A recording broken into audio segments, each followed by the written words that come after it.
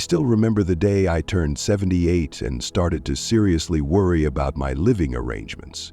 The old house where I had raised my kids felt too big, the stairs too steep, and the yard too much to manage alone. My knees ached, my energy dipped, and everyone around me insisted it was time to explore the next step. That next step for many folks my age in the United States often involves a nursing home. But as someone who's always prided myself on being both thrifty and cautious, I wasn't ready to jump in blind. Instead, I did my homework, only to discover a series of potential financial traps that many seniors like me never saw coming. Age is an issue of mind over matter, Mark Twain once said. If you don't mind, it doesn't matter. While that quote always makes me smile, the reality is that financial pitfalls do matter, quite a bit. Over the past few years, I've spoken to friends, neighbors, and fellow churchgoers who've dealt with these surprising complications firsthand. So in today's video, I want to share what I've learned about these 6 financial traps of nursing homes, what they don't want you to know. And remember, not every nursing home is out to trick you. Sometimes it's our own lack of information that sets us up for trouble. If anything here resonates with you, I want you to comment below with the number 1 to let me know you're listening. And if you find my story hits home, be sure to hit that like button and subscribe to stay connected. Let's begin. 1. The surprise of hidden fees. When I first considered moving into a nursing home, I was told that everything, meals, daily care, activities, would be bundled into one simple monthly fee. It sounded convenient, almost too good to be true. Well, sometimes when something sounds too good to be true, it really is. I quickly discovered there were extras, such as special meal options, laundry upgrades, and priority seating at certain recreational programs. One dear friend of mine found out her facility charged an additional $20 a week just to deliver personal mail to her door. It wasn't a fee that would bankrupt her, but it sure felt sneaky. The problem is, hidden fees tend to pile up over time. What may start as a few small surcharges can spiral into hundreds of dollars by the end of the month. Before you know it, a budget that once seemed manageable can become bloated and cause a lot of stress. This can fuel feelings of regret. Oh, I should have asked more questions at the beginning. And it certainly doesn't help that some places rely on this confusion to keep their basic rates looking low and attractive. Now, you might wonder how this issue can worsen. Unfortunately, it's not uncommon for these smaller fees to double or triple if your healthcare needs change. Maybe you need an extra checkup each week, or perhaps you decide to add a physical therapy session. Suddenly, your all-inclusive plan may no longer be so inclusive. That's why I say it's vital to comb through every piece of paperwork you receive. If there's something you don't understand, don't be shy about asking for clarification. In fact, if you've ever come across a hidden fee that made you scratch your head, drop the number 2 in the comments below to share your experience and let others know they're not alone. My advice as someone who's been there is to look beyond that advertised price. Ask whether laundry is included or if you pay per load. Check if their housekeeping visits have an upper limit. Request a written list of optional services from salon appointments to in-room dining, and note their associated costs. That way you can budget appropriately and avoid the financial shock that catches so many of us off guard. Also, don't forget to explore alternative living options if you find the hidden fees outrageous. Some seniors manage just fine with a live-in caregiver or by joining retirement communities where fees are more transparent. I'm not saying nursing homes are deliberately out to trick you, at least not all of them. However, these fees can easily feel like a trap when you're on a fixed income and constantly trying to stay on top of every cost. That's why knowledge is your greatest power. Keep your eyes peeled, ask questions, and never sign anything you don't fully understand. If you agree, give this video a thumbs up right now and don't forget to hit subscribe so you'll get more of my hard-earned lessons. 2. Overlooked medical costs and insurance gaps. Another major point that slipped through the cracks for me and for many of my friends was the complexity of medical expenses within a nursing home setting. Now, people think Medicare will cover everything. I used to believe that too, but the reality in the US is that while Medicare can be a big help, it doesn't always cover every single medical cost, especially if you require long-term specialized care or more frequent hospital visits. I recall a neighbor, Edna, who fell in her nursing home dining hall and ended up with a fractured hip. The immediate surgery was covered primarily by her insurance, but the extended rehabilitation sessions were not fully included in her plan. You might assume that if you're already in a nursing home, rehab would be part of the deal. Unfortunately, Edna got a rude awakening. Over the course of a few weeks, she accumulated bills for physical therapy and additional nursing care, reaching well into the thousands of dollars. She admitted tearfully that she never even knew she was racking up debt until she received a massive bill in the mail. Why does this issue get worse over time? For one, our health can decline as we age, and it's easy for multiple bills to stack up quickly if we aren't vigilant. Minor infections, additional treatments, or consultations with specialized doctors might require co-pays or other out-of-pocket expenses. It's easy to overlook these details when you're more focused on just trying to stay healthy. Many of us seniors also forget that insurance coverage can vary drastically depending on the type of plan we have. Some policies will cover a specific number of rehab days, while others place a cap on the kind of treatments allowed. Here's my cautionary advice. Before signing any contract, review your insurance plan closely. Call your insurance provider and ask specific questions about what's covered if you need physical therapy, occupational therapy, or long-term rehab. If possible, get it in writing and let your nursing home administration know exactly what your plan includes so you don't have any misunderstandings. There's absolutely no shame in double-checking. If you've ever felt blindsided by an insurance gap, type the number 3 in the comments to share your frustration, because I know I'm not the only one who's been there. For some, an alternative might be to stay at home with part-time nursing care, or to join a retirement community that works directly with certain insurance plans for a smoother billing process. We all have different needs, but the important thing is to be well-informed. Don't let a lack of clarity lead you down the path of expensive medical bills. Give yourself the gift of preparation and avoid that dreadful feeling of regret later on. If I knew then what I know now, I could have spared myself and my wallet a lot of heartache. 3. Confusion in the contracts. When I first stepped into the office to sign the final paperwork for a nursing home, I felt a bit like a child in a candy store. So many details, so many pages, and everything looked official and daunting. In my younger days, I'd sign documents confidently, but there's something about a thick nursing home contract that can make anyone's head spin. This confusion can lead us to overlook paragraphs that might hold the key to unexpected financial burdens.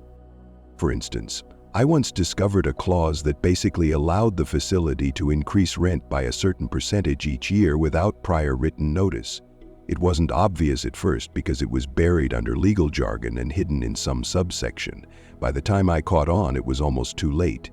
These sorts of clauses might not be malicious in intent, but they can become traps for anyone on a fixed income who doesn't expect a big jump in monthly expenses. Things get worse when we don't take the time to ask questions, or more importantly, when we assume we already know what's in the contract. Sometimes the fault lies with us for not admitting we might be confused, and sometimes it lies with how the contract is written.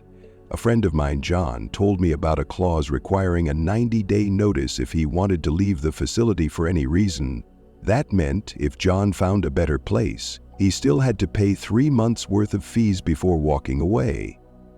Talk about a shock. If you're in the process of signing a contract, my advice is simple. Read every line. Highlight or circle anything that even remotely raises a question. And if there's a family member or a friend who is good with legal documents, invite them to take a look.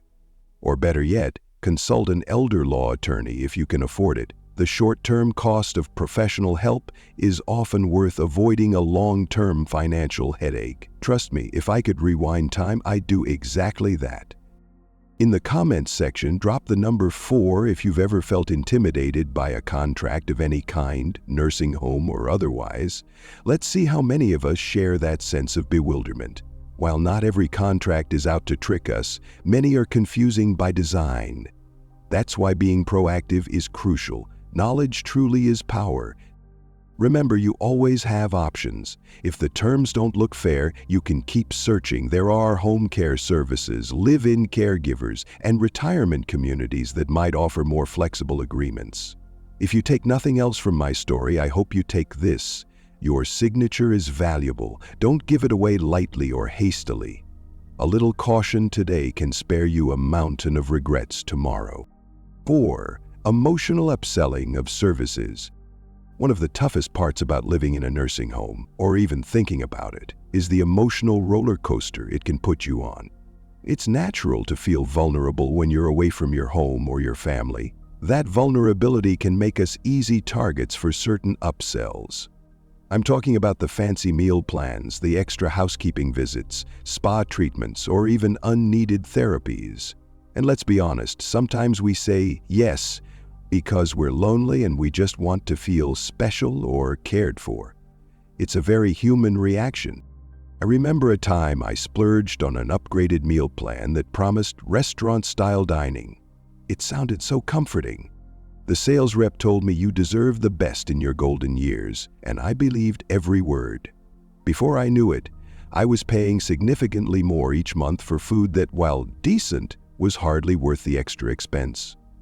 I later realized that my basic plan would have been perfectly fine, but my emotions got the best of me. I'd been feeling down, missing my grandchildren, and that pitch about deserving the best hit a soft spot. This trap can spiral out of control when you're encouraged to add on more and more special services. Perhaps you're lonely, so you sign up for daily personal visits or counseling sessions you don't actually need. Or you're worried about your health and sign up for extra fitness classes or wellness programs that are heavily marked up in price. Now, I'm not saying these services can't be beneficial, many of them might be. However, it's the emotional angle that often pushes us to spend beyond our means. And unfortunately, some facilities exploit that vulnerability to pad their profits. If you've ever felt pressured into buying something because you were feeling lonely or anxious, put the number 5 in the comments so we know we're in this together. There's no shame in it. Recognizing how these emotional triggers work is the first step in protecting ourselves financially. My advice? Take a step back and evaluate each offer with a clear head. If possible, discuss it with someone you trust, maybe a family member or a friend who can provide an outside perspective. Ask yourself, is this service really necessary for my well-being, or am I simply feeling lonely or insecure? Also, explore alternatives, like a local senior center that might provide similar activities at a fraction of the cost. Sometimes, a part-time companion or caregiver can address your emotional needs in a more personal and less expensive way. Emotions can make us do silly things, especially as we get older and crave warmth and connection. Just remember that a hefty price tag doesn't always mean better care or happier days. Stay aware. Take your time, and don't be afraid to say no when something just doesn't add up. 5. The unexpected loss of autonomy and its extra costs. When I was younger, I never imagined how much I would value my independence. Even simple things, choosing what time to eat dinner or deciding when to do my laundry, meant a lot to me. Moving into a nursing home, you might expect to give up a bit of autonomy. But what some of us don't see coming is that the loss of autonomy can translate into unexpected costs. How? Well, every time you deviate from the facility's standard routine, you might face additional fees. Take my old friend Harold, for instance. He liked going out every Saturday morning for a walk in the nearby park. The nursing home insisted that for liability reasons, he either had to be accompanied by staff or sign a special waiver. Neither option was free. He ended up paying a weekly escort fee for a simple stroll just because the place had strict rules about residents leaving the grounds. It might seem like a minor expense, but as Harold liked to say, $1 here, $1 there, and pretty soon you're talking real money. The problem worsens if you're someone who prizes privacy and tries to remain independent in certain daily activities. Maybe you only want help with medication but prefer to cook your own breakfast or do your own shopping. If the nursing home's policies say that staff must oversee these tasks, you could get charged for their time, even if you didn't request or need it. It's a maddening situation that can leave you feeling both helpless and resentful. Have you experienced any scenario where your autonomy was restricted and it led to extra costs? If so, leave the number 6 in the comments. It's a small way of letting others know this is a real concern and that they're not alone. Here's the thing. Not all facilities operate this way. Some encourage independence and won't nickel and dime you for every little deviation from their schedule. But you've got to ask the right questions before moving in. Request a rundown of their policies regarding outings, personal activities, and daily routines. Also, consider alternatives. Home care services, for example, let you keep more control over your day-to-day life, and a live-in caregiver might respect your boundaries more than a large institution does. Retirement communities often offer different tiers of independence, allowing you to adjust as your needs change. I'm not saying it's easy to walk away from a nursing home that might otherwise check a lot of boxes, but don't sell your freedom short. Part of financial well-being in our golden years involves protecting ourselves from fees that can creep up alongside policies we don't like. You do have the power to choose, and that choice can greatly impact both your wallet and your peace of mind. 6. Ignoring alternative care options. Sometimes we fall into the trap of believing a nursing home is the only viable answer. Our families might push us toward it, our friends might swear by it, or we might just feel it's the normal route. But here in the United States, we have multiple care models that can rival what a nursing home provides, often at a lower cost or with better perks. Let me tell you about my journey. I initially thought I had two choices: stay in my oversized house or move to a nursing home. Then I discovered home care services where a nurse or aide comes to visit regularly. It was more affordable than I assumed, especially compared to the mounting fees I faced at the nursing home. Plus, living in my own space gave me a sense of comfort and control that a communal setting couldn't match. And that's just one alternative. Retirement communities or senior living communities can offer a blend of independence and on-call medical support, often with social events and activities included in the basic monthly fee. If you're more social, you might love the community feel. If you prefer solitude, you can find communities that respect your privacy.